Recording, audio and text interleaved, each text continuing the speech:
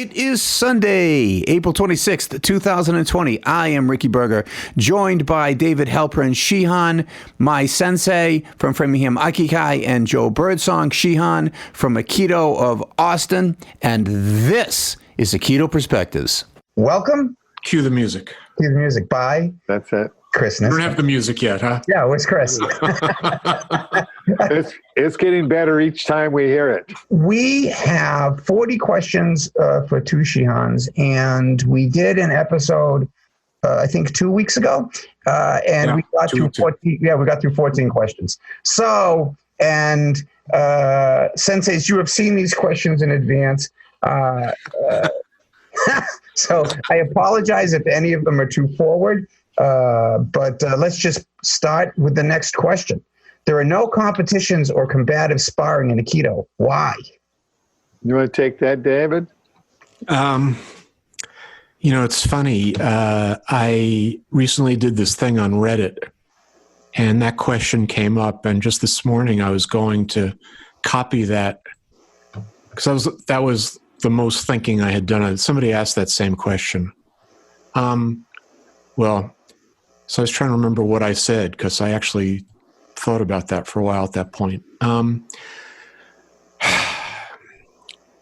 I think that in Aikido training, you build the same qualities that you get from competition or sparring, but you are training in a slightly different mode that overall I think is very healthful. So both physically and interpersonally. So at the end of the day, I think you wind up with the same skills, but in Aikido you kind of get at them coming around the bend. But I feel like that's good because it's good not to encourage people to be going against each other, focusing so much on one contest. And so it's just it has a little bit different perspective. And I kind of feel like overall, it's certainly just as good. And I think if you get jumped in an alley, an Aikido person who's trained a lot will be just as able to deal with that as a UFC fighter. Wow. Joe Sensei? I think that Sensei wanted us, first of all, not to compete.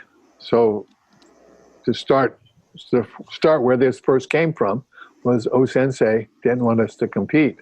But at the same time, if you look at his requirements and the history of early Aikido before World War II, you will find that they had hell gyms where you had to be a fifth degree black belt, 2 recommendations, personal recommendations before you can even come into the martial art.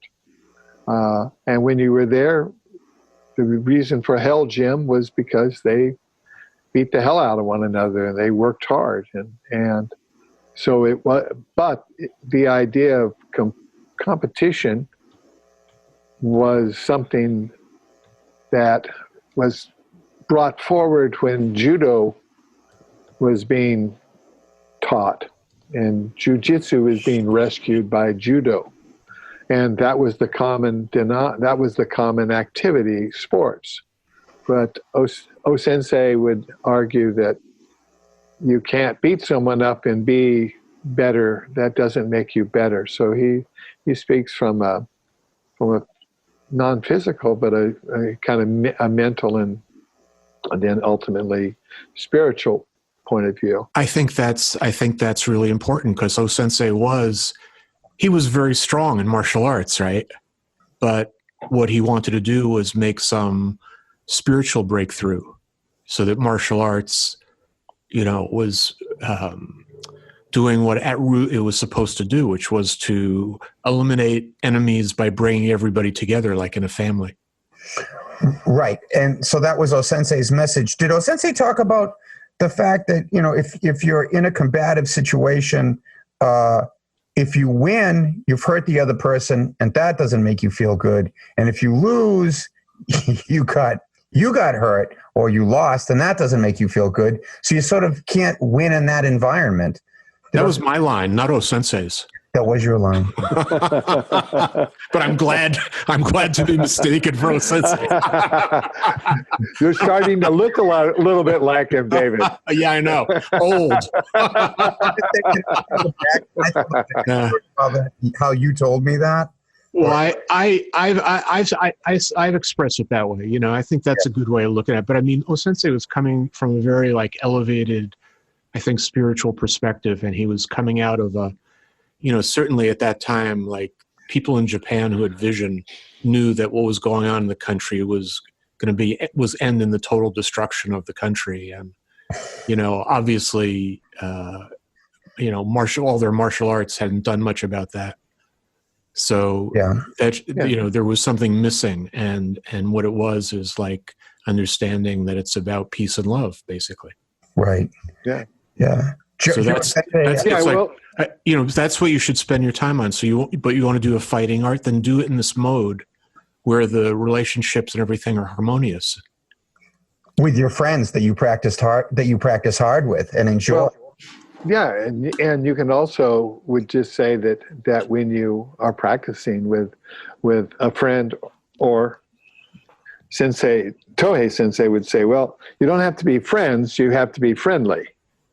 Oh. So and so that doesn't mean that you weren't becoming friends, but you have to be friendly when you're training, and through cooperation, David and I could cooperatively train harder than either one of us would want to train with one another, because we allow ourselves to be taken and moved.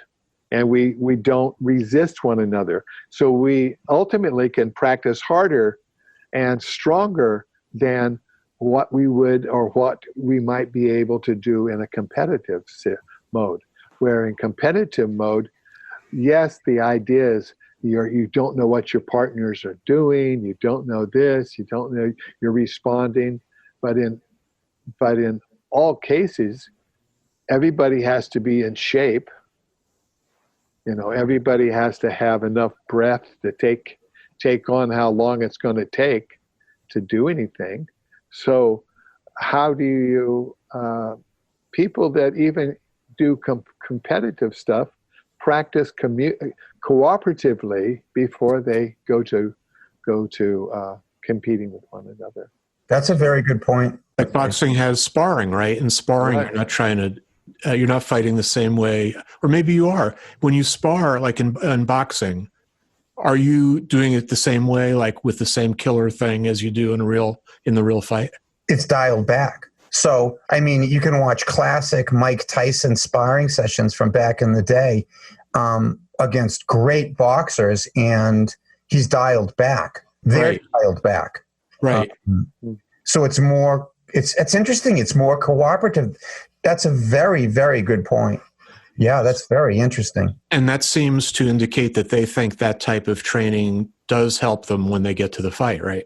Yeah, well, I watched a series of sparring sessions with Mike Tyson just a month or so ago, talking about a certain technique with an overhead right where his head dipped while he threw it that later turned into knockouts. And it looked very interesting, but sort of a little silly while sparring. But then you cut to the real fights, and oh my God, he was knocking people out with it. So yeah, that's I never thought of it that way. That's a very, very interesting point. Which leads to the next thing that lots of people who are negative or down on Aikido say, well, look, Aikido can't work because you're not pressure testing. So if you're not pressure testing, you don't know if the techniques will work, and you're not going to be ready when it gets very serious in the street. And that question, it just always comes up, and I'm not even sure what anyone means by pressure testing, but I don't know, how do you deal with that? there's a lot of people that are of that category. They see Aikido, soft movements, and people cooperating and having friendly conversations before and after class, and sometimes even between in class. But they read that as that, they read that passivity, or they read that that harmonious movement, that harmony, as weak, and it's just not. It's just not. You're training hard. You're training with different people. You psychologically, you get caught and grabbed, and you can make all kinds of things up. And when you're in the beginning stages of Aikido, you've got to prove something. As you train, you prove it by doing it. And whether I've asked someone, "Oh, kick me," and they've kicked me, and I've been kicked. It's like, well, maybe I should. One time you were kicked in a very famous incident. Yeah. But I didn't get kicked the second time. You know, if I ask somebody to kick me and they kick me, then okay, I've never been kicked like that. And say, do that again. Okay, well then I could avoid it. I could see it coming. But you know, you have to train. You have to practice. There's always going to be someone either in the dojo or outside of the dojo that's going to be stronger than you. So it's not about I have to be better than anybody. I have to be more prepared. It's come and enjoy yourself and practice and have a deep interest in this. If you want to just buy something, buy a gun. If that, and then people will say, well, they'll take that gun away from you and shoot you. And maybe statistically that's true or not. I don't know. I don't think it is statistically true. Yeah. So maybe you should, keep a gun handy if we go into some dystopian crazy scene. I mean, another. I think it's a really good topic, for anybody who's in martial arts to have to deal with Aikido. They can just like blow it away and say, oh, it doesn't work and all that. And I don't want to get caught up in that discussion. Yeah. It's more interesting to like think about it. Like already we've uncovered things about training, say in boxing, that are similar. So, I think you have to get away from like these, it's either this or that. It's either bullshit or it really works, or, that's just not the way you want to approach it. Right. And it's a very common way for lots of people in the martial arts to approach it with every kind of art. My style's better than your style. You see it in all the kung fu movies. And I think those are movies. It's really important to avoid that. That's the thing. There's no resolution on that level, but you just have to keep looking at the whole thing in different ways. Like, for example, how about this? When if you lived 300 years ago in Japan, it would be very common to have to fight with a sword, and if you wanted to survive, you had to know how to use swords and maybe other martial arts. Right. Death. Right. But today, statistically, it's not. So that means, it doesn't have that practical value came out of it. But what's interesting about Aikido is Aikido prepares you as well to deal with like interpersonal conflicts that today are the common way that people, have their duels. Right. So that's the question. Why do any of us do whatever it is we do, whether you're studying Brazilian Jiu-Jitsu or Aikido or Kempo or Taekwondo? Why do you walk into the dojo? What do you want to achieve in your life? Exactly. I think that's it. And that's a good way of putting it. So what O Sensei is offering us is saying you don't have to know and understand and love the old martial ways of Japan. in terms of what style you take. He says you need to bring forward the spirit that they grew out of, the everyday training, the rigorous training that was required to perfect that and Right. to master that work. And so bringing that forward, we're doing what we're doing, trying to keep that spirit alive. Not so much a particular school of thought or a school of martial arts. I know Sensei is basically saying, and let's do this and be one family. Right. Sort of, that's the essence of that message, isn't it? So how do we perfect those kind of arts while still staying a family? Yeah. And therefore, this kind of training, you can do that. And what we were speaking about before was we have this art that is called, harmony with ki as the way of life, and ki is love and spirit, and harmony is also a love and spirit. And yet there were many people that left O-sensei and started their own thing. There were people that brought Aikido to the United States and all around the world, and within that grouping, within Japan as well as out of Japan, groups have fallen apart. So we have this thing called harmony, bring together, and yet there are so many different federations, different groups that come, and that is, I think, the example of trying to get back to beginner's mind, get that ego out of my practice is better than your practice. If I'm practicing as my age group would practice, I'm practicing a little bit slower than the group that's 30 years old. As long as I'm practicing, I'm doing what I'm supposed to do. Yeah. Wow. No. Yeah. That's great. That's great. Sensei, David Sensei. Yeah. I mean, there's so many ways to look at this thing, but all of them are really deep. You know. I love it. Let me switch the question a little bit. In your mind, senseis, tell me the difference between these sports fighters, these cage fighters, and I say that with respect to those guys, and martial artists. Is there a difference between the sports fighter, the cage fighter, and a martial artist with respect to those elements themselves? Well, classically, if there are rules, it's not martial arts.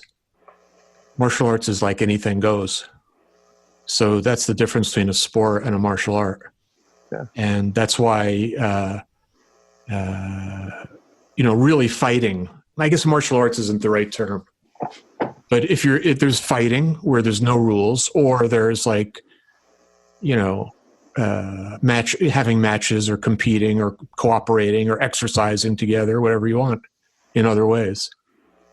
And so that, I think that would be a classic approach to look. That would be a classical way to look at it.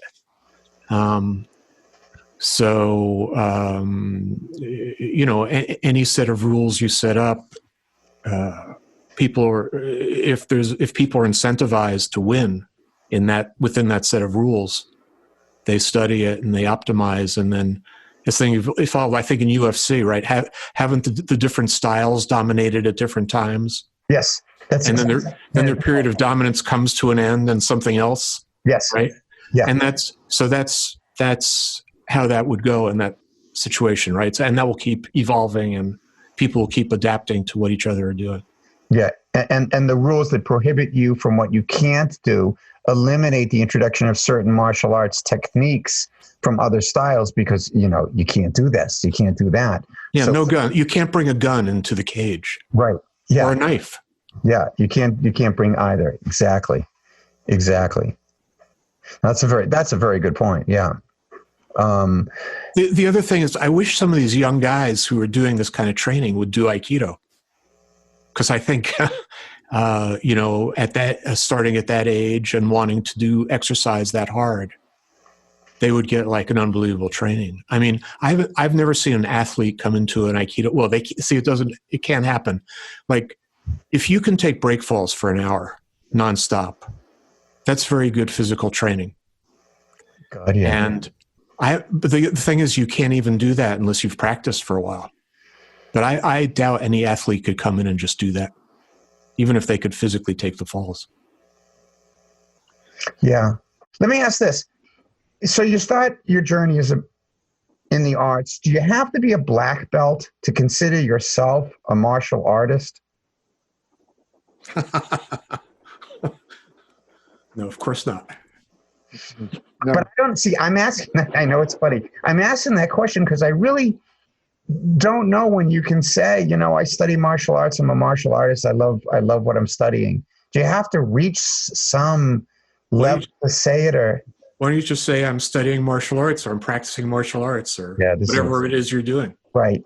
Instead of introducing your ego, like instead of introducing my ego into it. Instead of I am a martial artist. Yeah. It's like, Well, going back to the sports and then finally coming to an identity. I'm a martial artist.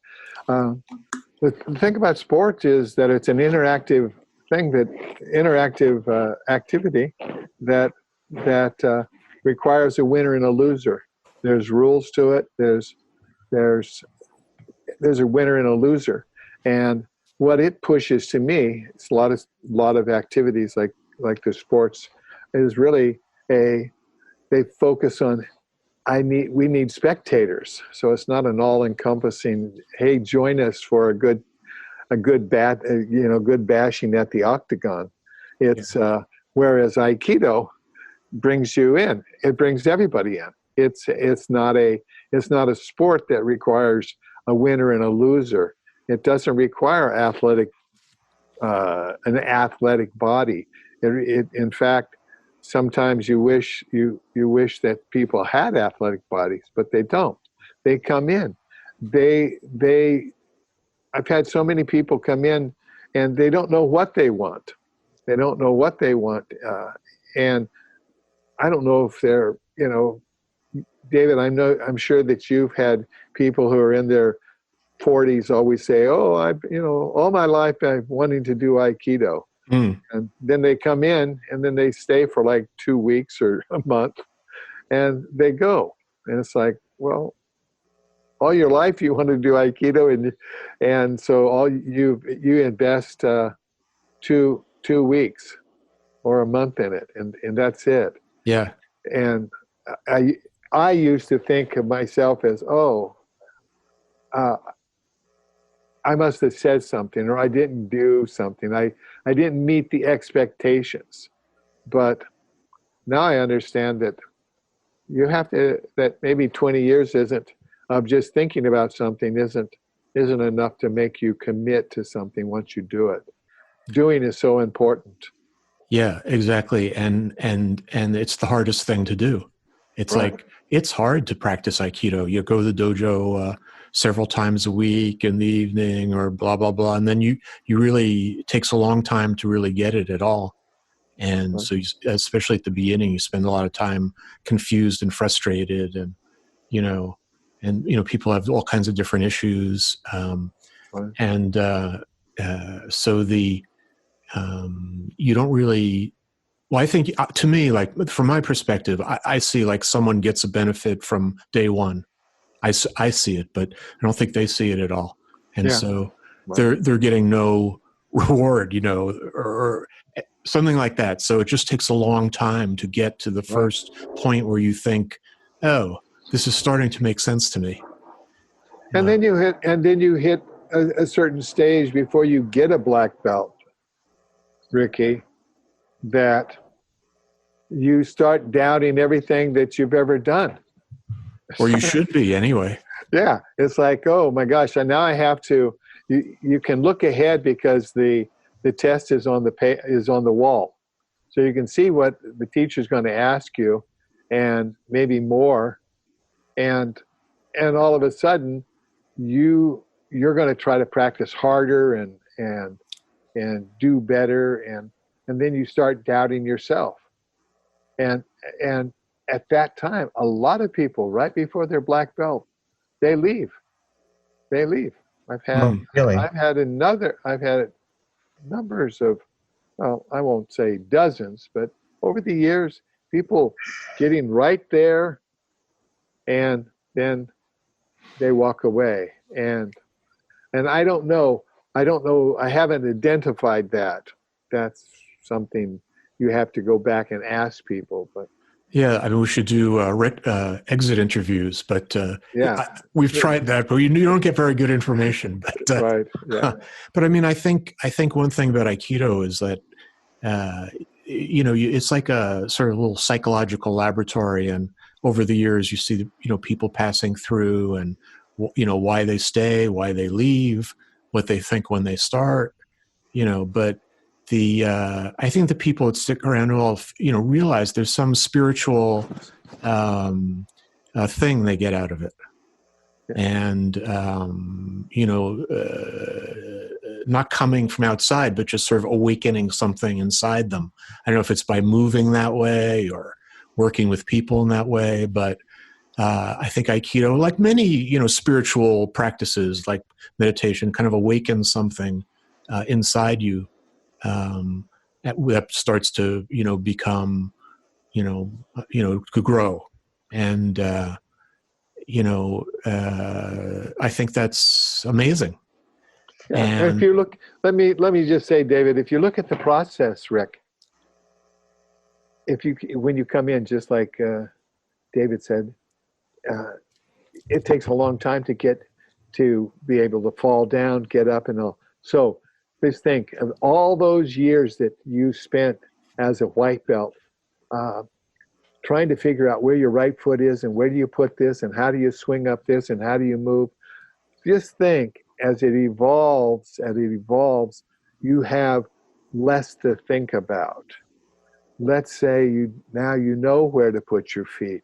Your body moves, and all of a sudden, 25, 30 years later, you're moving without thinking as much, and more, where you finally clear, and you're just moving, and you're not thinking, oh, he's doing this to me or he's doing that. You're just in the groove. You're in the zone. Right. And so if you're thinking where my feet are, my hands are, my balance, all that, that's what a beginner does. At a mastery level, you're thinking less. You're responding on a totally different, or I think possibly an organic level with your partner, with your attackers, in the case of Aikido, multiple attacks. And you're in the zone. Well, you can get in the zone. It takes some time to get in the zone. I mean, you can pop in the zone. I don't know. I think that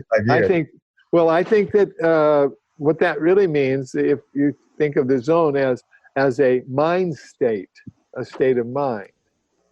And where's that mind? Do you have that Zen mind? We talked about Sensei and our teachers, and I wanted to speak about Mr. Tree. Mr. Tree, Dong Tree is his name. And he started studying with Nakazono Sensei in France. And then, but before he was doing that, he was a third degree black belt in judo. And he was familiar with Vietnamese martial arts, because he had studied kung fu as a child, as a child, as a 9-year-old. And so he had all these things, and he started Aikido. And then he was my first Aikido teacher, and he was a fourth dan by that time. But later on in his life, we spoke. I was with him for nearly 27 years, and he said, I asked him, I said, Sensei, you do all these different martial arts. How do you keep them separate? He says, I don't have to keep them separate. He says, it's all my same mind. It's the same mind. I don't, when I'm doing Kung Fu, it's the same mind. And so from that, I gleaned, whatever I do, it should be the same mind. And Sensei would say, Hey Joshin, everyday mind. Hey Joshin, everyday mind. So when you think of, strategies and all this kind of stuff with sports and games, Aikido allows you to let go of that and practice with your partner. You can ask your partner to hold you as tight as you want to, or as loose as you want to.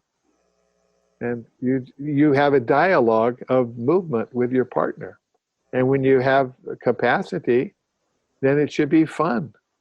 I mean, it's fun tumbling around, just throwing people around. It's hard. It's hard to do. But if you have it in a loving sort of a way, you can do it very hard.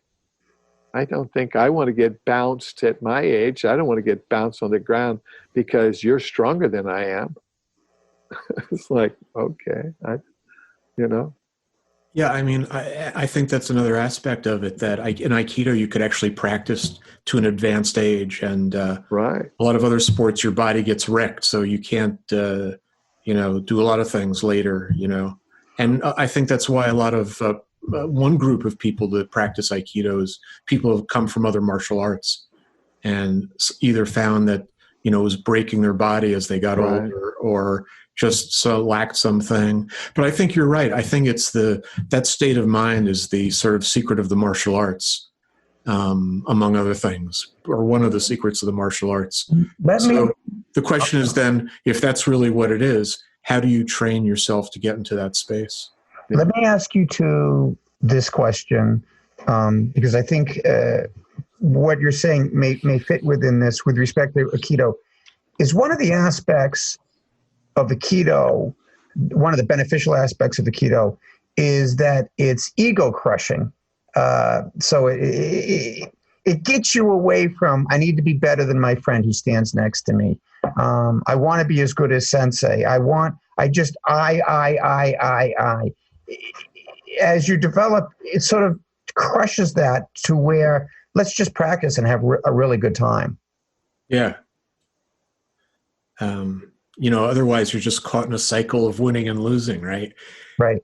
It's like, in team sports, your teammates, the relationship you have with them that's another sort of parallel, because say in basketball, or in any sport, right? Everybody works really hard to learn the rules of engagement and what position they're supposed to be in at different times, and, learn all the different skills. And then, they compete, and there's winning and losing, and everybody likes that. But, the thing that's really amazing in basketball is when a team gets on a roll as a team. And then when that happens, they just devastate the other team for some period of time. Well, by way of analogy, because just what you said, David Sensei, sparks this within me. So when a team works out, and it's always practicing, right? It's practicing with each other to get ready for the big game. Right. It's cooperating. Yeah, right. So whether that's the NFL, whether the NBA, I don't care. But they're practicing, and they're doing everything they need to do. They have all the skills necessary when it comes time for the big event. Okay, and the big event is the competitive event.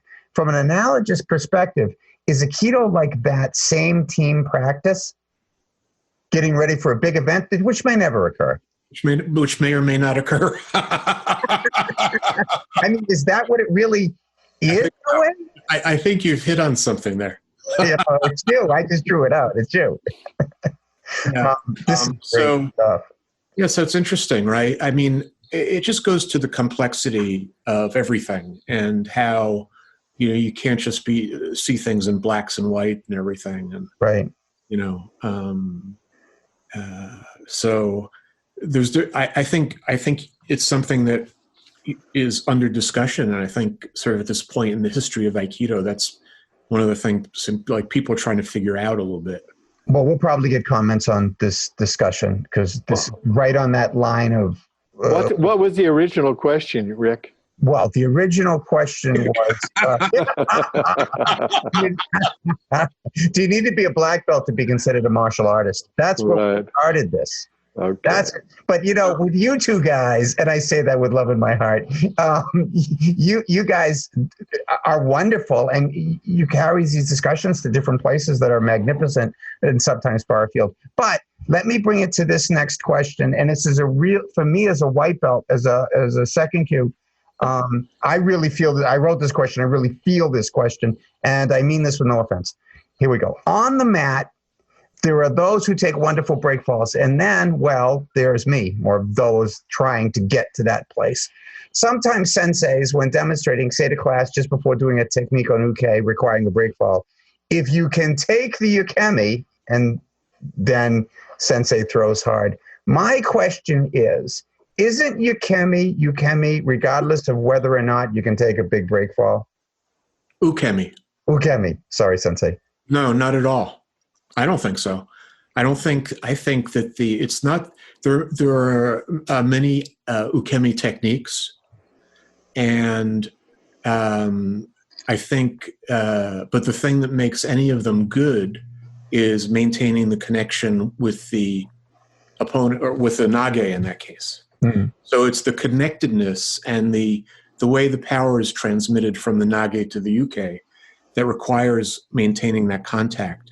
And that's the object. So if you have that connection and execute your ukemi but while keeping that connection and receiving that power,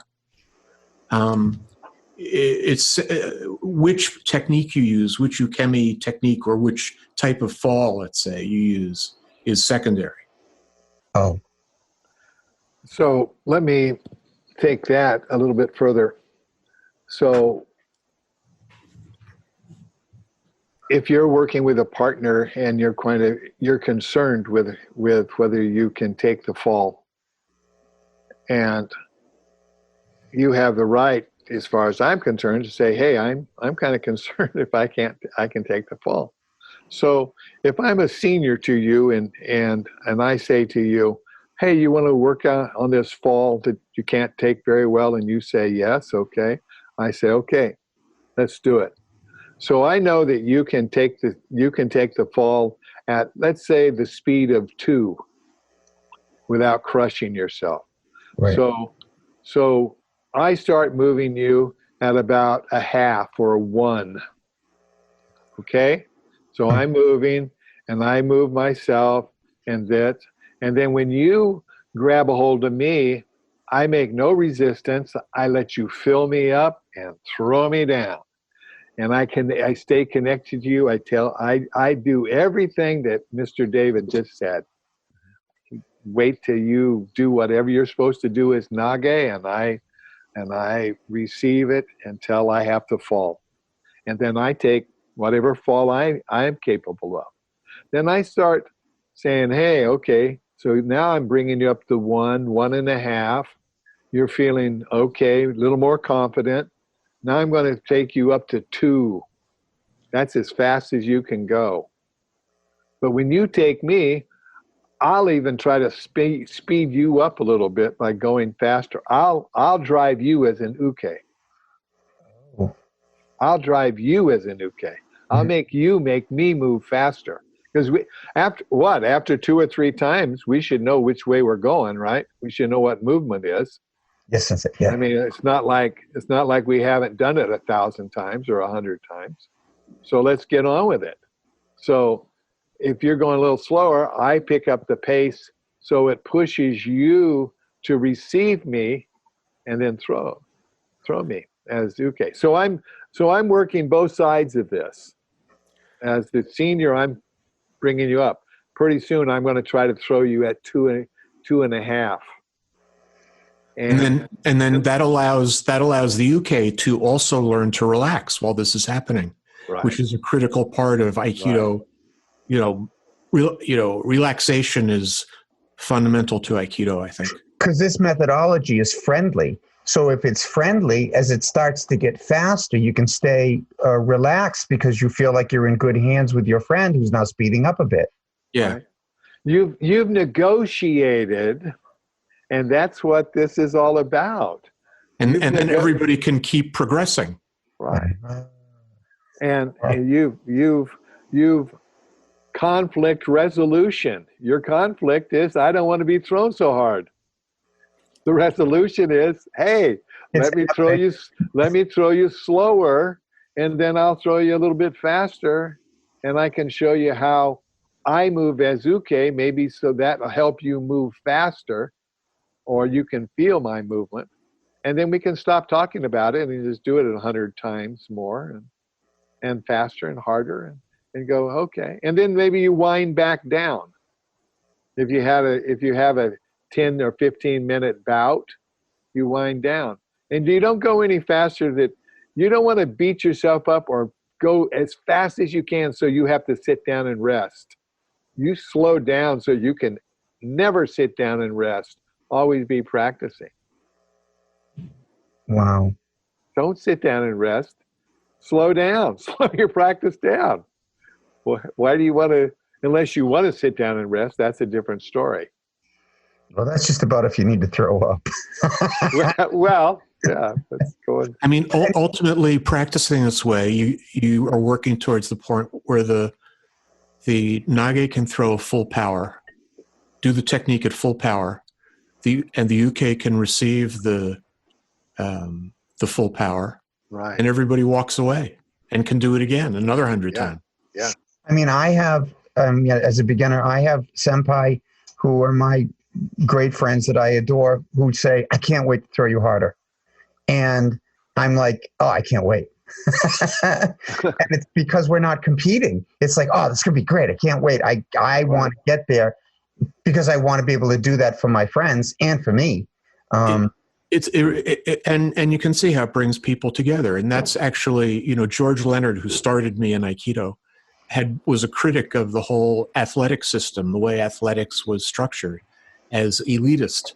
And it was all aimed at sorting, out the elite athletes and screw everybody else. Make everybody else spectators. Yeah. Not doers. Supporters of the beautiful ones. That was one of his many very, good ideas. And that was a great critique. And, because if you look at it as a society, sure, let the elite athletes do that. But you see the element of money too enters into it. But the thing is not to exclude people, because as a society, you want everybody to be fit mentally and physically. Yeah. And it'd be great if they all got along. Well, and this is a lifestyle. I was listening to the COVID-19 talks that Bill Maher had just this Friday with a doctor, and I thought he was saying that our problem is that there's all this underlying obesity and inactivity and all this kind of stuff that just hits these people. So when we have these outbreaks, it attacks a society that's already under attack, that they're attacking themselves. But more to the point that I want to make is that Aikido is a lifestyle. It's a lifestyle that and what he was saying is that the majority of these diseases that we have are lifestyle choices. And they're diseases that we choose by the way we eat, the way we smoke, drink, whatever he was talking about. But but we have, that's what a do is. It's a path. It's a lifestyle. It's a way. Yeah. It's a practice. It's really always comes back to practicing. Yeah. It's not about what people think you are or what you think you are. Right. It's you can keep practicing it throughout your life, and it's very beneficial. And people need to be physically fit and mentally fit, right? If you're always angry, it wears on your system. Which is another thing. You really want to get yourself. If you're really trying to develop yourself, you want to be in some, more optimal state for your overall health. Right. Exactly. So if you walk around angry all the time or afraid all the time, that's not optimal for your health. Anxious. Right. High tension. Yeah. High tension. And I think Aikido addresses that too. And I think, so for a lot of people, it has a sort of like a spiritual, meaning and helps people in that way. I mean, for me, that's definitely true, just because of the way I'm built. But yeah. So I think you've already answered the next question. And here is the next question. The practice of Aikido is supposed to lead to personal wisdom. How's that supposed to happen? I think you've answered much of this already. And well, the whole thing is debatable, right? Because there's, if you look across the whole Aikido landscape, you could say, didn't do too much for that person, but show me the evidence of how this stuff's supposed to make us really good. But then on the other hand, you could say, well, you know what, if they hadn't practiced, they'd be even worse. You don't know how bad they would have been if they didn't practice. I know, that's the case. What I think that when people ask me what has Aikido done for me is I don't have to change hats. I can be Joe to you, Rick, and to David, and to Chris, I don't have to change hats. I don't have to be the sensei. I don't have to be. I feel like I'm the learner and the teacher, and I just go with what I'm interested in. I love music, so I play music. David plays music. I play music. These are kinds of things that Aikido has allowed me to be introduced to the president of the corporation, and then talk to the janitor.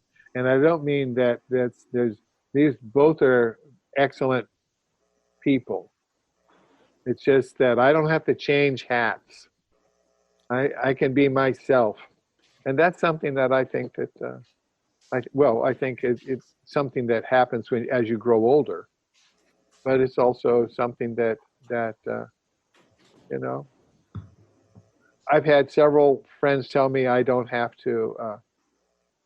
You don't have to have external verification of who you are. Exactly. I think that's one of the deep things. So, it is. Wow. Yeah. And I didn't. You consider yourself wise now? I don't think I'm wise. I don't go where I'm not wanted. Yeah. One So, should not go where one does not belong. Yeah. That's the truth. But I just think being able to be yourself and enjoy yourself. And who is that guy? He's a religious writer, and he talks about how Western religions isn't about an elite group, or they are working class people, and when they die they go to a heaven, and the Eastern religions were created by emperors and kings and sons of kings, and the worst thing for them there was boredom, so they have to relive their lives again. They have reincarnation. And he said, but in both cases, he says, you have to get what they tell you, and you only have a short time to do it. And that's the point. You have to get it, and you don't have long time to get it. I have more behind me than I have in front of me. Right. So a good friend of mine, when I asked him when he was 80 years old, I said, how do you practice, Mike? He says, with abandonment.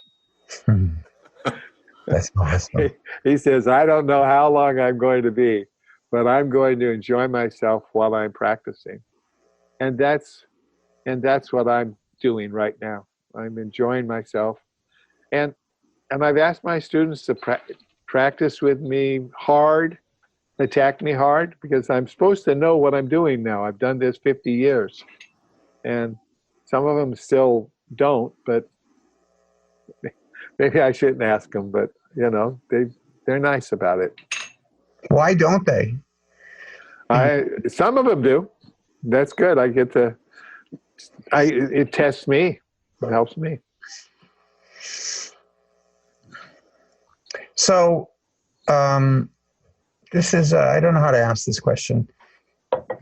For your senseis, what was the sense of the wisdom that they imparted to you? How did that rub off? What's that feel like? David? Well, I felt, I don't know, they had something. And I always thought of it as like they had a lot of exposure to O-sensei and got zapped a little bit. And they carried that with them. And when you came into contact with that, you could kind of feel, that thing. And so, I just had a feeling about them like that.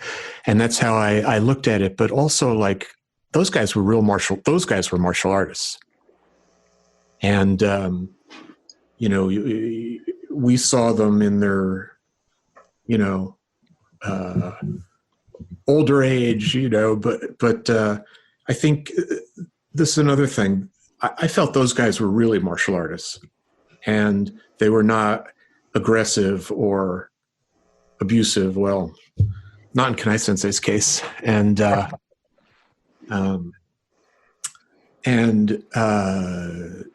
so, like, Kanai Sensei was a very fundamentally kind person, just with people in general. But you could just look at him and know that this guy was a martial artist. I don't know what it was. And so it was kind of like experiencing that with him and other of his colleagues. That just gave me a feeling about martial arts and about what Aikido was and how you behaved in Aikido and how you looked at life. And he looked at life as a place where understanding and perfecting Aikido was extremely important. And he did it with a spirit of very kindness to everybody. And I thought that was amazing. So that was my real role model for understanding martial arts. And so I think the way we took that was that you just keep practicing as hard as you possibly can. And hopefully you wind up like that. Joe Sensei? Yeah. Starting with Mr. Tree, etiquette, everything that I understood about Aikido was taught through etiquette, and that things were done because in reality you're striking at somebody, you're punching at somebody, you're slashing at somebody, and someone could get hurt, and you're supposed to be able to control your emotions, control the setting, so you have some sort of what the term is wa, kind of a sense of harmony.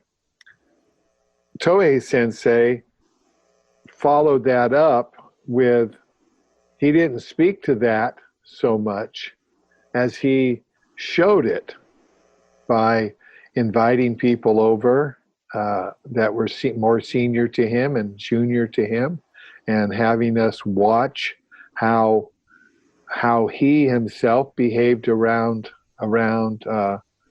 Doshu, the son of O-sensei and the current Doshu, who was Waka Sensei when we first met him, and how we were to behave. He had a sternness about him in his training, but after class, we could go and get a beer, and he could talk. We would talk to very late at night about Aikido and life in general. When I met Sensei, the Vietnam War was just over, and we talked a lot about that. But then I realized that he was a kamikaze pilot, that the war ended 3 weeks before he was to go on his mission.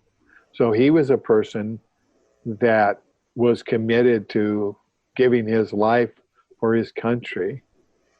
And here he is in Chicago with a bunch of knuckleheads like us that are he's trying to show us Aikido. He didn't shame us in the classroom. He might ask us, why you don't know this or why you don't know that, because you're a certain level of understanding. But what he showed us was be prepared, come early, 5 minutes is early, be friendly. Like you said, you don't have to be friends, but you have to be friendly. He had depth that he spoke to us for 25 minutes in Japanese, and when we left his room, everybody said, "Did you get that?" And they said, "Yeah, he was talking about this." And we all knew what he was talking about, and none of us speak Japanese. Wow. So it's like, what? And he's talking about your movement, Osawa Shihan's movements, and not the young. We're like the waves of a wheat field, just kind of moving, and that's the kind of movement you want in your Aikido, the movement of the wind through the wheat. So he offered us.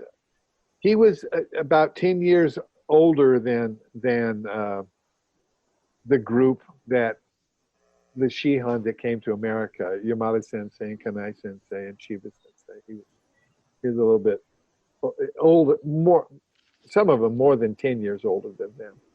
And he was their senpai. So he was a little more strict, but at the same time, he always invited us over. He invited all these different people and said, treat them right. And personally, things that he told me is, again, you're not a machine, you're a human being. And fortunately, I think I want to just say this, that not from Tohei Sensei, but from Hiyato Osawa Shihan. I spoke to him during a dinner that I took him out to dinner with the son of Tohei Sensei. And basically he said, I know you love Tohei Sensei. And I know that you want to keep what he was alive, what he was doing alive. And he says, but Joe, I want to say to you that Tohei Sensei was Japanese. You're not Japanese. You don't have to be Japanese. Joe is just good enough. And this is after maybe once or twice that we practiced over several years. I've known him for probably 20 years when his father was alive, and then I haven't seen him recently. But that was the kindest thing that he could say, and it sort of goes back to when you said when you call yourself a martial art. I never call myself a martial art. People say, "Oh, you're a martial artist." I say I teach Aikido. That's what I do. I'm a teacher. I'm a teacher, and call me a martial artist. Okay, when I'm doing Aikido, okay, I'm a martial artist. What do I call myself when I play guitar? A musician. What do I play when I don't do very much. When I read a book, a reader. So I can't. I can't. So anyway. That was a blessing. So let's stop there. Yeah, we have. Yeah, I was about to go further. we run right off the rails. Thank you, Joe Sensei. Thank you. So, to focus on how we grow and with etiquette, because in my mind, as a beginner, and also someone who is aggressive and wants to tame that all the time, and that's part of my journey, this concept of Josef, you say that Tohei Sensei said to treat them right. Isn't that sort of the essence of all the etiquette that we learn? It's about treating everyone correctly, whatever correctly means. Yeah. That's so interesting. It's so, I mean, it's David Sensei, you said to me, I think last week, in how you interacted with Kanai Sensei, that there were certain things you wouldn't say, you would simply ask as a question, because that's the appropriate way to proceed. Can you speak to that for a sec? Yeah, I guess that's what I learned from my senpai coming up. But it was also just, the etiquette is really good because it helps you maintain respect for things. And again, it sort of releases you from just, every man for himself. There's a etiquette. Well, there's an etiquette hierarchy. So I would treat Kanai Sensei a certain way, and my peers another way, and and so forth and so on. But also because I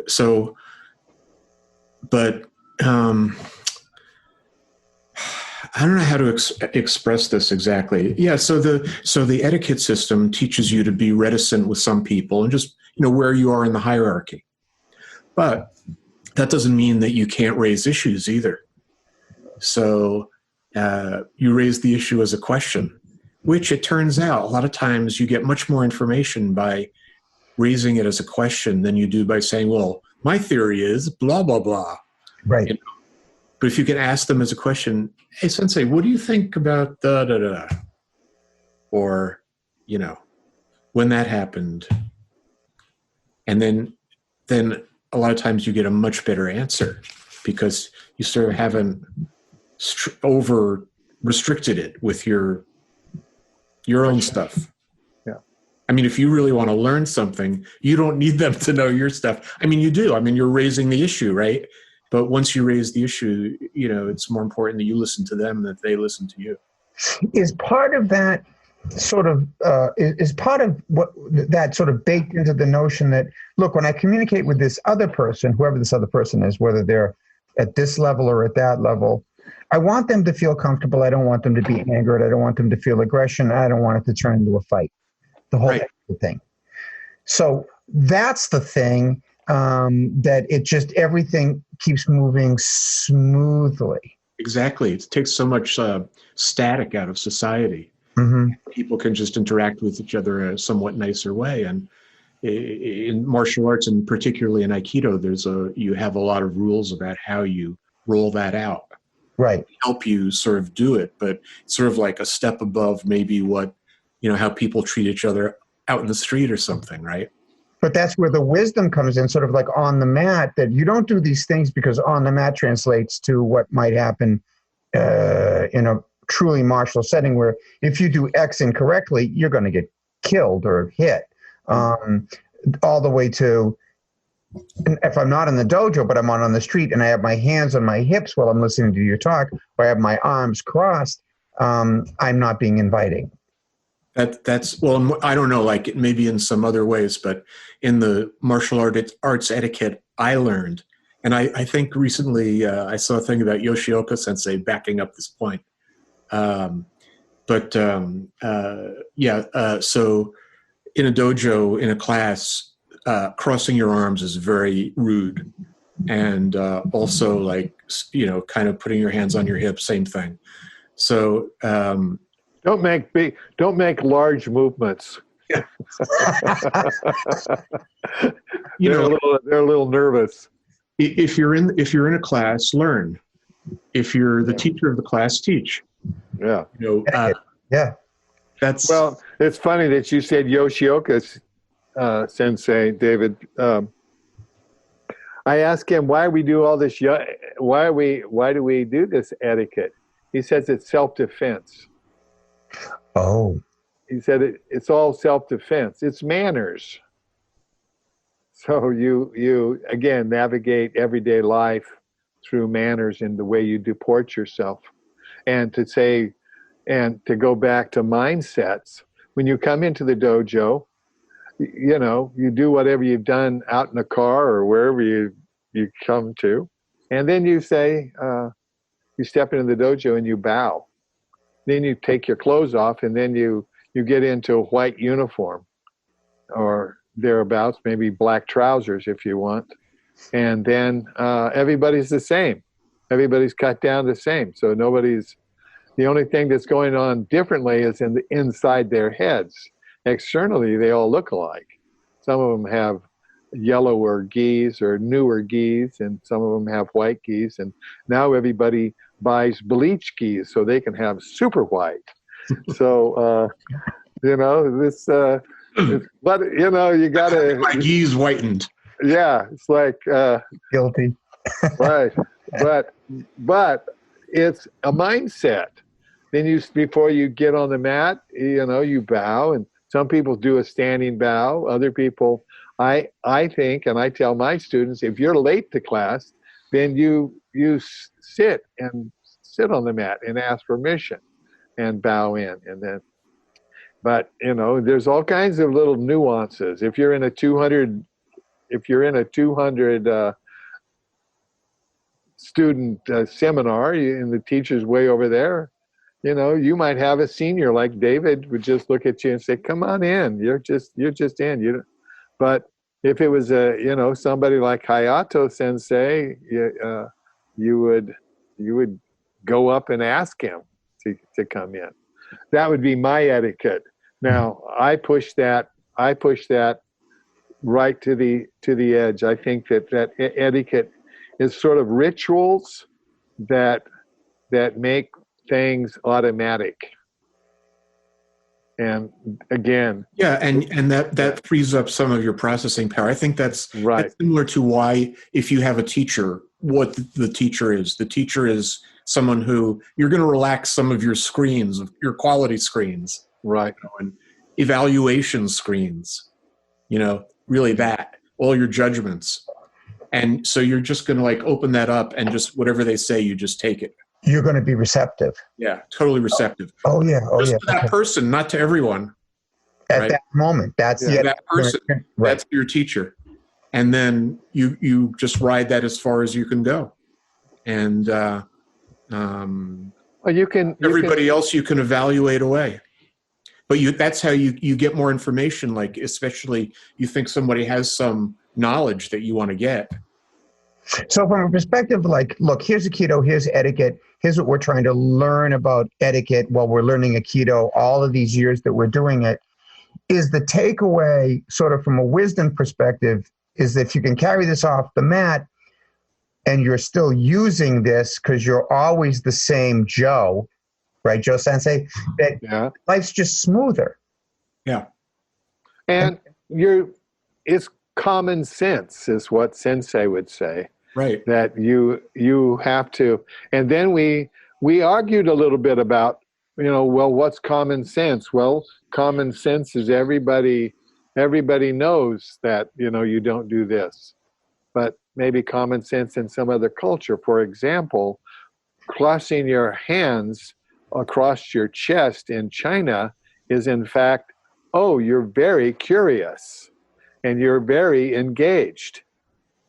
And in Japan, it's like you're blocking me, and that's what Yoshioka Sensei also said, and Oh. so Tohei Sensei. Yes, And, so that's interesting, right? Cross-cultural stuff. yeah. So, So really, even if somebody was doing that, you shouldn't like get that upset about it, especially, you know, right off the bat. yeah. Well, that's interesting too, David Sensei. But it's also, isn't it also true that like etiquette is, as you learn Aikido, you keep adjusting and learning new things and small things and large things, and it's the same case with etiquette, right? That it's not static. You don't learn one set of rules and that's the end of it. You keep learning through. So can I Sensei, one of the things he wouldn't tolerate is somebody like, well, he did, but at least making it really obvious they were standing like in a rude pose. Most of the time he ignored it, actually, now that I think about it, you know. But somehow it happened enough, like if somebody with their arms crossed or something, that he would, you know, he would really get upset. And that was purely a matter of like etiquette in his dojo. And it wasn't any statement about, you know, the rest of the world. But David, in the dojo, you don't do it. David, let me ask you: Did Sensei would he have preferred the black belts pull this person over and speak to them afterwards and say, hey, you know, this and this, and so Sensei doesn't have to confront people. Right. Yeah. Usually, but you know, every once in a while, like somebody did something, and I mean, this only happened maybe once every 10 years or something, or once every 8 or 10 years. Yeah. Somebody would do something that was just a etiquette violation, and he would blow up. Right. Right. And it wasn't ever like anything. It was something meaningful in terms of the etiquette of Aikido and the dojo. Right. Period. So, you know, if you come in and you sit on the visitor's bench, you shouldn't read the paper or read something while you're sitting there.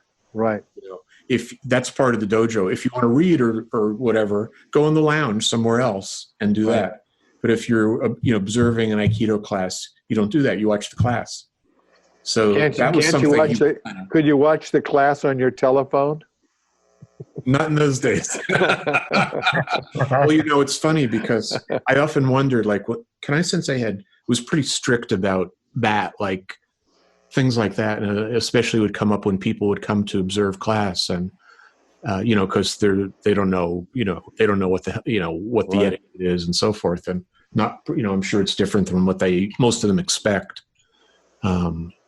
But so they would do a lot of different stuff, like, you know, reading. When you come into a dojo, you're supposed to take your hat off. Right. Hats. And you just sit, like, that was a bench, right? It was a bench against the wall, the observation bench at New England Aikikai. Right. And, you know, you just sit there, and you don't like lie down if like nobody else is there, or stuff like that. That stuff he was strict about. So he just, and the senior students would usually have to talk to the people.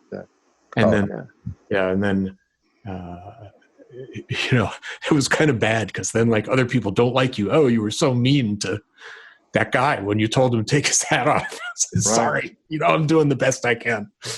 Yeah. I got to get the guy to get his hat off, you know, because you got to tell people what the rules are so that then it's smooth sailing. Again, like you said, it's smooth after you know where things go, and it's just follow that when you're in the dojo. Yeah, just do that. And trying to learn that and then trying to carry like the lessons I'm learning out to the rest of my life has made my life smoother in the 6.5 years that I've been with Sensei. And it feels good. I have a long way to go, but it feels good. It really does. Well, you know, when you're negotiating in your business, you can arimi when a person is just kind of stalling around. You can arimi, or if they're doing something to you, you can tencon. That's right. I could go to Chicago. You could also go to Chicago anytime. Anytime you want, really. All right, guys. Or you can come to Austin. How many black belts have you worn through? Oh, I don't know. I I gave my last black belt to one of my students, and I probably wore that one. I don't know how long. Right now, I have a black belt that will fit me if I lose 25 pounds. Is it the gold black belt? I'm getting spandex black belts now.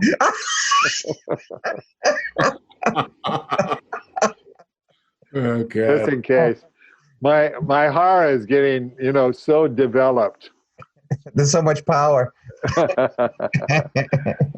it. David Sensei, how many black belts have you worn through?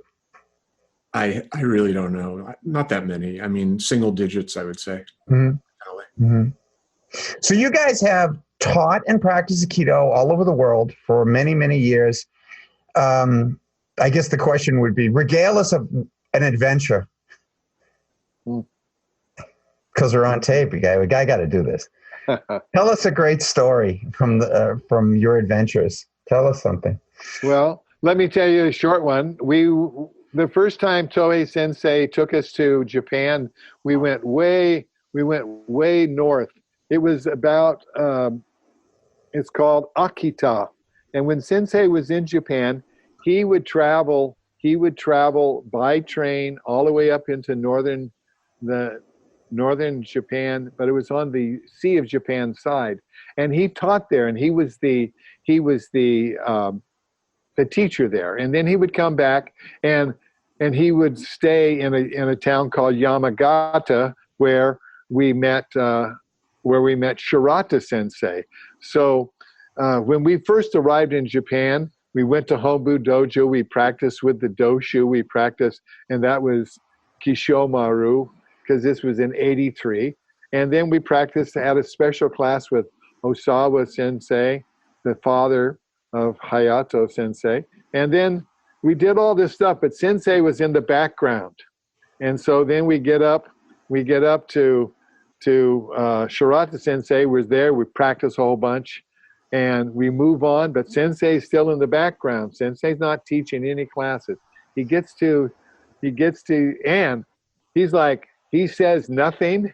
There's no conversation with anybody on the mat. He's on the mat with Doshu. He's on the mat with Osawa Sensei, training with us, and but says nothing. We go to dinner. We do all this kind of stuff. We have a lot of social stuff, but we get there, and it's so hot. It's so hot, and I'm wearing just karate style gis. I didn't want to wear a bunch of heavy gis. I just bought a bunch of karate style thin things. It was so hot, but more importantly, Sensei was just chattering like a little girl. He was like, sorry, little girls, I don't mean that. But he was just like talking, and they were laughing. His students were laughing. I'm sure he was putting down the 22 gaijin that were with him, and but they were laughing and carrying on, and Sensei was teaching. Now he was doing stuff that we did, and it was so hot and muggy because now it's July, it's August. It's like August the 4th or 5th or something like that in Japan. And it's so that I have wrung out my gi several times. I'm squeezing sweat off my gi. And Sensei comes over and catches me, throws me down, and I literally splash up. and catch Sensei in the eye, and he backs up and goes, okay, that's enough. And that's the sweatiest time that I've ever had in Aikido. Yeah, and that was that was a great he won that time, huh? even that one time was great. Oh, that's great. David Sensei? That just reminded me of we watched the Rendezvous with Adventure video recently, and I noticed that when they were doing the rough and tumble, that Toei Sensei got his hakama torn. Yeah, completely ripped. Right? Yeah. And I was just thinking, God, he must have been pissed. Like, I know. He finally put the choke on that guy. yeah, finally. Finally. Yeah, that's a great Rendezvous with Adventure. Love that series. Yeah, I don't think it shows where the hakama got torn. No, I couldn't find it either. No. I think it happened off scene. Yeah. They edited it. No, it was there. Yeah. He had a full hakama, and then it happened. It happened during some time, but they may have cut that out. Yeah, because I think you see it, it's not torn, and then you see it, and it is torn. Exactly. And at least I couldn't find the moment that he got it torn. Yeah, exactly. Exactly. David Sensei, do you want to tell a story? I don't know. I don't know. I'm not in a story mood. I'm trying to think of one. Okay. It's so hard because you also there's an extent to which all stories implicate others. Yeah, well, it's interesting about Aikido because just doing Aikido, it kind of creates good stories somehow. It's like an interesting little, Oh yeah. So when you watch films of O-sensei, now what are you looking for at your stage of Aikido?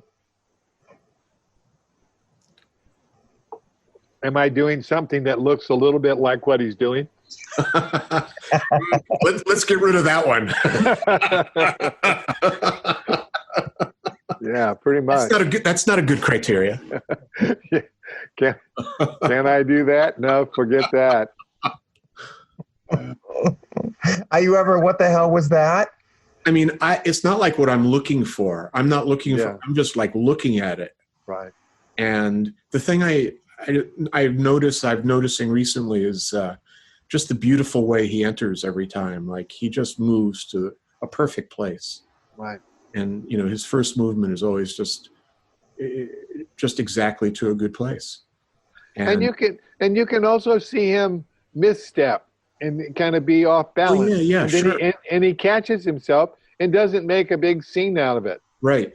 Well, that was interesting also in Rendezvous with Adventure that at one point they fell down, the two of them, right? Right. And then Toei Sensei, so Toei Sensei fell down, right? But immediately he got his feet and knees into a better position, and then a better position, and then he stood up. Right.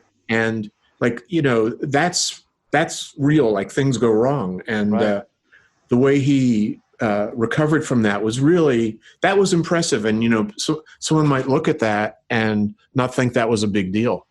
Oh, that he made a mistake, Yeah. But I don't see it that way. And that's the kind of stuff you see. Like they don't always do it right. Like even O-sensei, but you can see. I mean, I don't know. You just keep looking at it, and trying to see it because it's still, a little bit elusive.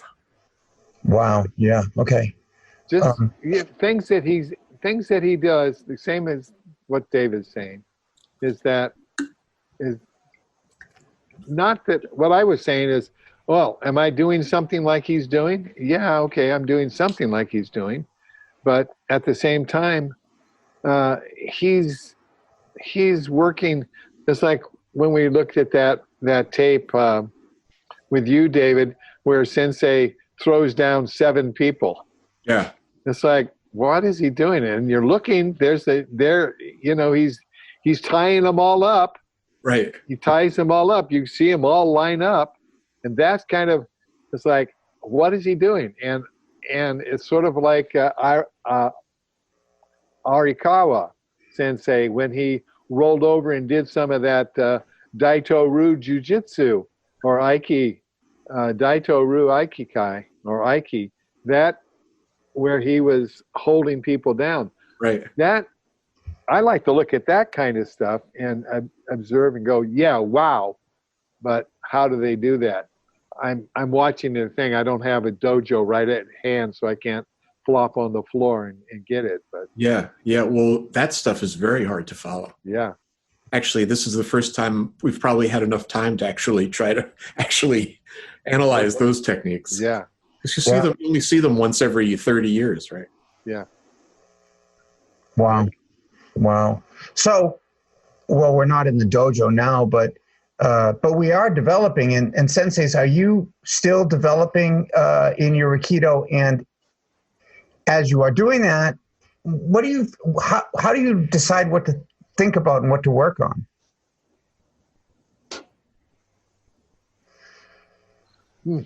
Well, This might be a dumb question. no, it's not a dumb question. It's a matter of curriculum and a matter of what to teach. Testing people. Toei Sensei would always say, "Oh, you're only teaching the test." No, Sensei, we're teaching other things, but we're teaching the test material, but we're teaching a larger curriculum. I'm always I come to the dojo sometimes with ideas ahead of time, and sometimes I come to the dojo and see who's there.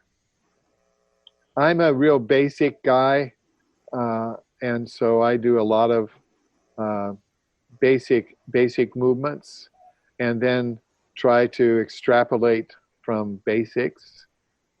But since I don't know who's going to be there, but a lot of times we have more black belts right now than white belts.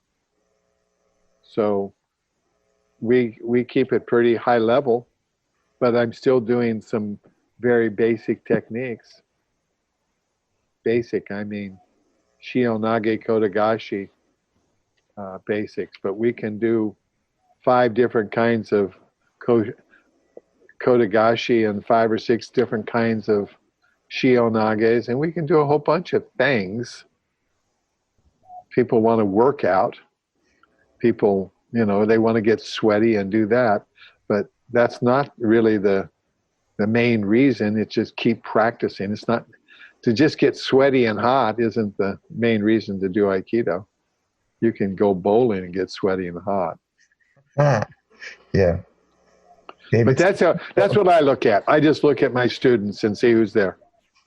And that's part of your development as you continue on? That's part of your development, Joe Sensei? Yeah, it is. Mm-hmm. It is part of my development. Right now, I'm studying Kanai Sensei's work right now. Mm-hmm. I'm looking at David and Barbara's videos from all the years they've been here. I look at and they're my models. Kanai Sensei is not so much my model. I do look at him, and I model a lot of the stuff from the 20th anniversary of New York Aikikai, when he did those 10 developmental movements. When David and when Sensei was doing that demonstration. So I started doing that years and years ago. Not very good at it now, but you recall that when I don't know, he didn't do it with you. I think he did it with someone else. When he was doing the things about showing the utemi? Yeah, remember when he was showing... Oh, right, okay. He was showing the punches first. That was Steve Carabino. Yeah, Steve Carabino. Senpai. Yeah. So he was doing that. So that was the first time outside of Tohei Sensei, and that was 1984.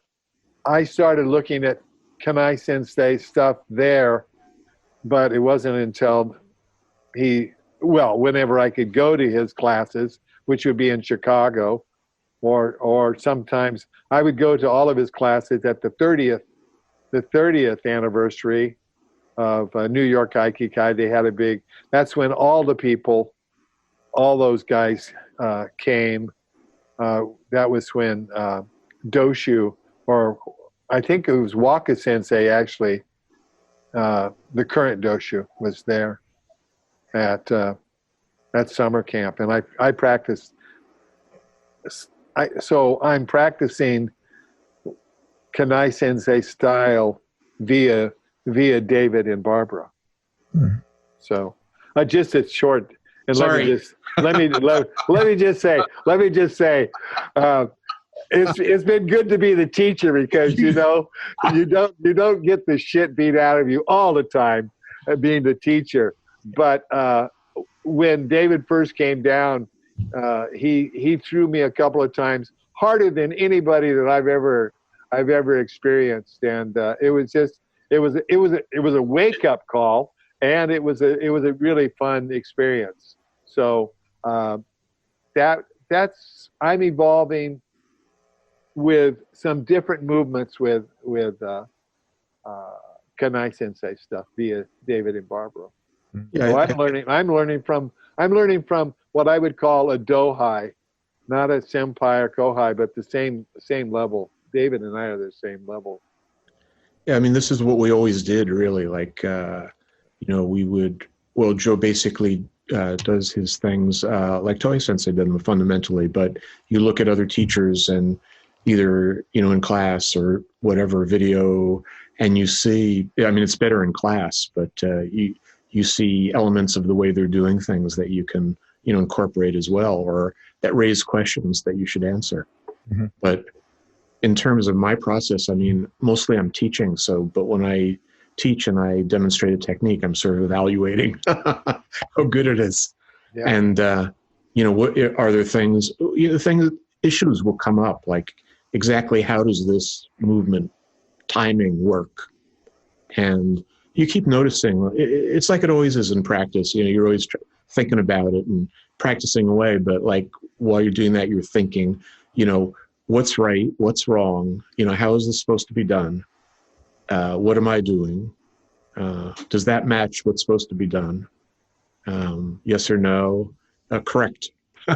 Something like that. So it's kind of the same thing. It's just like when you're teaching, mostly you're doing it through teaching. Although I will say teaching is a hell of a lot easier than practicing. But putting that aside for the moment, you still have the same process. So, I'll go around and practice with people, and you do it that way. But it's still the same thing. Like I think you're just studying all the techniques and really how do they work, and how do they get applied in this situation with this person, and is this thing that I thought was right, that I've been doing it this way for 20 years. Oh, I'm not sure it's right, Yeah. Mm-hmm. and stuff like that. And you just continue like that. And I think you just keep doing it that way. And it's, if you're practicing Aikido seriously, you kind of are involved in that process, no matter where you are in your, longevity. Right. Yep. Mm-hmm. Okay. So we skipped a few questions, but we're at the very end of this. We're at question 40. So this is the last question for this series of 40 questions for Shihan. And here's the question. Kanai Sensei spoke of himself and his contemporaries as being Budo people. Is there such a thing as Aikido people? And what does it mean to be an Aikido person?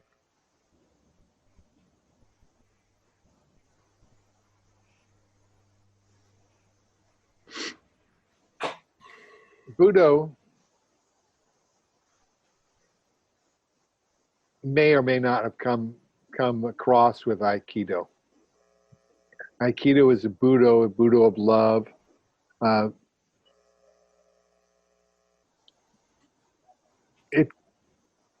Toei Sensei spoke of Budo. Mr. Tree, his dojo was called the Budo Education Center. So he did a number of different martial arts. So he called it a Budo Education Center. I don't know what it is to be, whether they were Budo men. I think David they came from a modern classic tradition of a martial art. Yeah, I think so. And that we have nothing to compare that with. We have a little bit. We have one individual, Kanai Sensei, that came, Toei Sensei that came, and presented that viewpoint to us.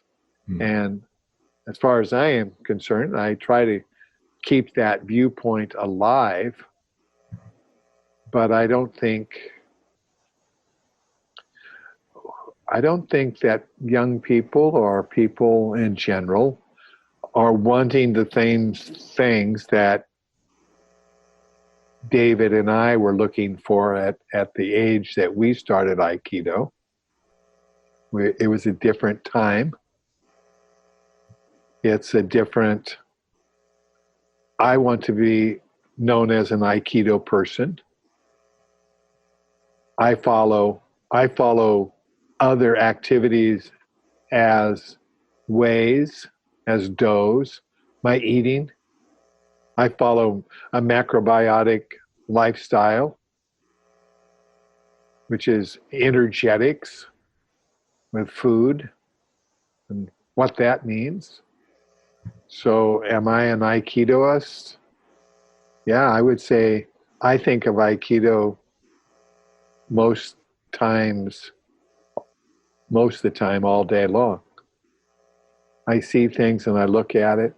There's sometimes I get away from it, but it's so exciting. I am so excited right now about the Aikido reality of this new Shinkaze Aikido Alliance, and starting brand new, starting as a young group, and there is just so much excitement around that, and how we can learn how to do this kind of stuff. I'm hoping that we can gain members, not lose members in this era of COVID-19.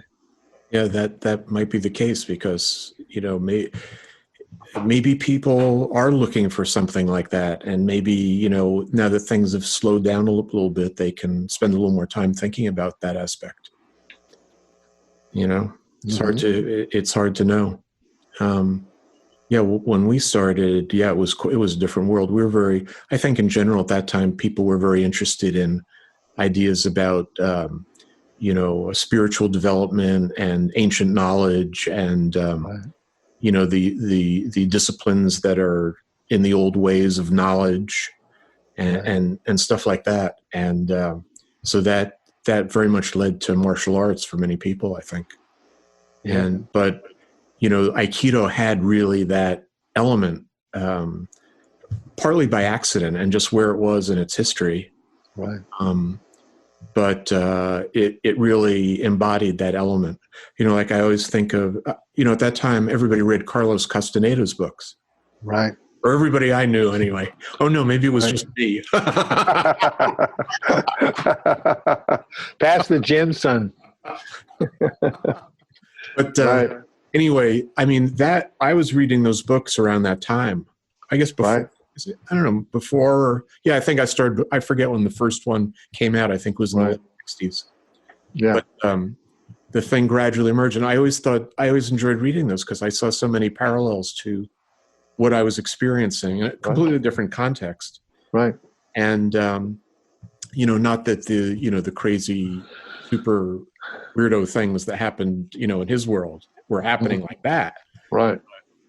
Still, like it partook of those elements. And at that time, I think people were very looking for that. Well, it's sort of like the 60s and going into the 70s, and well, meditation and Eastern philosophies and things like that. Yoga is just yoga is pandemic in the world. I mean, there's a yoga place every place, but not that there's anything wrong with that.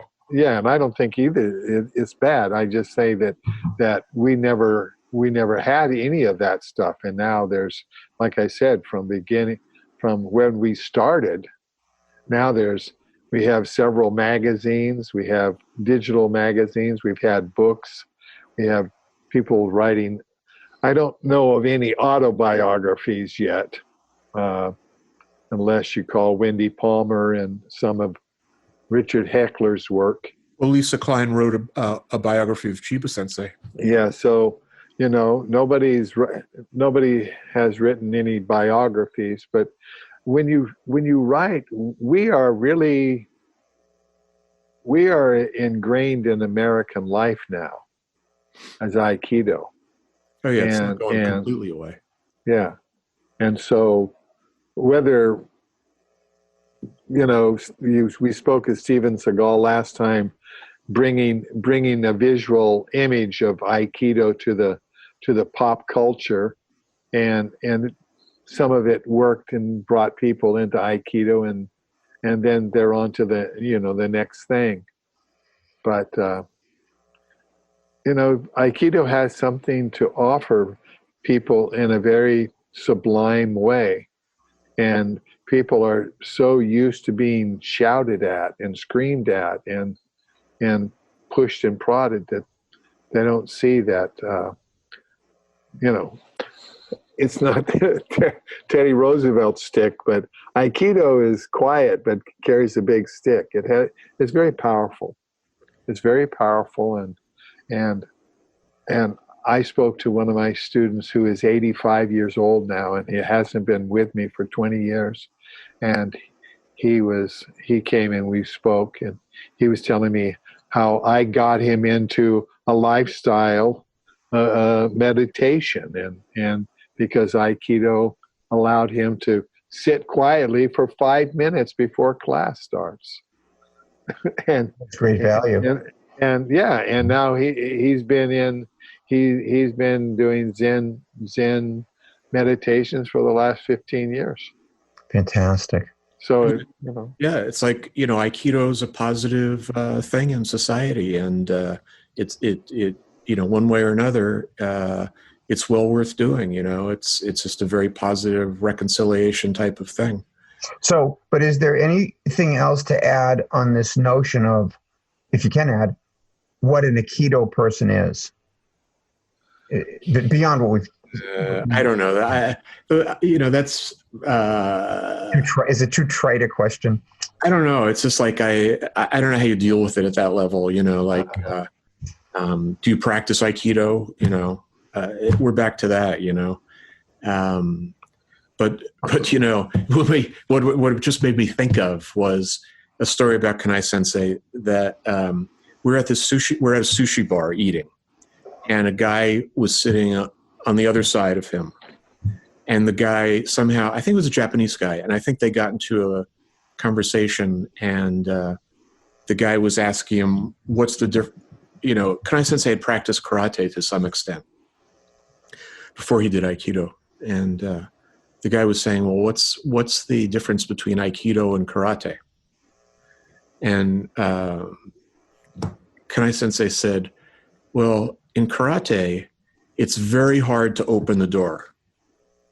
But once you open the door, you're in. In Aikido, it's very easy to open the door. But once you open the door, all you see is a long road. Yeah. That's wonderful. Okay, on Let me just say something on that, Rick. One more thing. I'm sorry to jump in here, but no, please. But Tohei Sensei told us. He says, some of you come here to think you're samurai. He says there are no more samurais, so just forget samurai. And I asked Sugano Sensei. I said, Sensei, what do you think? Is it important to understand samurais? He said, if you're interested in that kind of thing, you can study the history of samurai, but he says, I don't think it'll make you a better Aikidoist. So David said, these are Budo men that we learn from. And I think the reference was back to this interview that Stanley Pranin did with Kanai Sensei back in whenever that was recently, I think, republished by Aikido Today or Aikido Journal. Yeah. So we were reading that, and he used that term. As I recall, and I got to look back to see exactly, but he was using it in a very specific way, like to mean, as I recall, I got to look again, but Yeah. I think it was more like the training was of a certain style or certain type at that time. Yeah. If you're willing to do that, you were a Budo man because you kind of understood what went along with that. Yeah. Maybe like dealing with Arikawa sensei a couple of times a week. Yeah. And getting your arm broken. But sort of thing. you're willing to tolerate, not that you would, and he didn't. Or, well, I don't know if he did or not. Well, I'm not saying anyway. But just being willing to partake of that type of training, which is, it's hard. And I think that's what he was referring to. And it does say something like about character, but it's also like something that was at that point. That was after the war, and like, that trying to dredge up the really good parts of Japanese culture and, reconstruction and everything. But there's so many different influences that go into a thing. So many different parts to it. Just got to keep looking at the different parts. So that's sort of like in conclusion, this whole thing about defining Aikido is kind of ridiculous, because part of the joy of Aikido is you don't define Aikido, you keep exploring your Aikido. Yeah, it's some like mystery you just keep trying to solve. Right. So my question was Joe Sensei, to return to what I asked earlier. So my question was dumb. if we have to give it the appropriate amount of thought, you can't answer the question because it's all an evolution. And that's what the joy of it, to blessedly go along and be with your friends and train hard and try to grow a little bit and act with appropriate etiquette so things are smooth between people and life can be good. Yeah, and you get to like learn all this complex stuff about how to act in a dojo and how to practice and how to do this and how to do that. Yeah, exactly. And when O Sensei says, "I'm the universe," is he really saying, "I'm a Budo man"? I don't know what it means when he said that. Yeah. Oh, yeah. Sensei was a Budo man. That's the funny. Yeah. He was a Budo man, and he made it to the universe. And so there's many pathways to that realization. Well, for another episode, if we explore that, wasn't there 3 recorded instances of great enlightenment by O Sensei at 3 very specific dates in time? I think he's described that in his own writings. I've read some of it and I can't figure it out. Yeah, right. I don't know those references. Right. But I think I'm of the mind that when you start talking about something that happened to O Sensei or something O Sensei said, it's very important to investigate the provenance of the thing. Exactly. Because I think a lot of it gets, I think there's a lot of error that gets introduced to it. But right. Having said that, I have not, done super research on the life of O Sensei. I mean, I read a lot of stuff, but I'm no like real expert at that. Do you have any closing moments before we push the button and stop? No, I don't. Nope, I'm good. Thank you. Thank you, Rick. This has been Aikido Perspectives. And until next time, I am Ricky Berger, and this was David Halprin Shihan and Joe Birdsong Shihan. Good evening.